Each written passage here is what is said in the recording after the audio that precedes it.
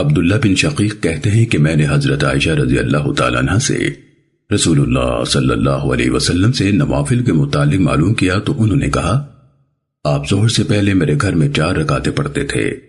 پھر تشریف لے جاتے اور لوگوں کو نماز پڑھاتے، پھر میرے گھر میں لوٹ آتے اور 2 رکعتیں پڑھتے اور آپ لوگوں کو مغرب کی نماز پڑھاتے، پھر میرے گھر میں لوٹ آتے اور 2 رکعتیں پڑھتے اور آپ انہیں عشاء کی نماز پڑھاتے، پھر میرے گھر میں تشریف لاتے اور 2 رکعتیں پڑھتے اور آپ رات میں 9 رکعت پڑھتے، ان میں وتر بھی ہوتا۔ آپ ایک لمبی رات کھڑے ہو کر نماز پڑھتے اور ایک لمبی رات بیٹھ کر نماز پڑھتے۔ جب آپ کھڑے ہو کر قرات کرتے تو رکوع بھی کھڑے ہو کر کرتے اور سجدہ کرتے، اور جب آپ بیٹھ کر قرات کرتے تو رکوع بھی بیٹھ کر ہی کرتے اور سجدہ کرتے، اور جب فجر طلوع ہو جاتی تو 2 رکعتیں پڑھتے، پھر آپ مسجد تشریف لے جاتے اور لوگوں کو فجر کی نماز پڑھاتے۔ سننے ابو داؤد حدیث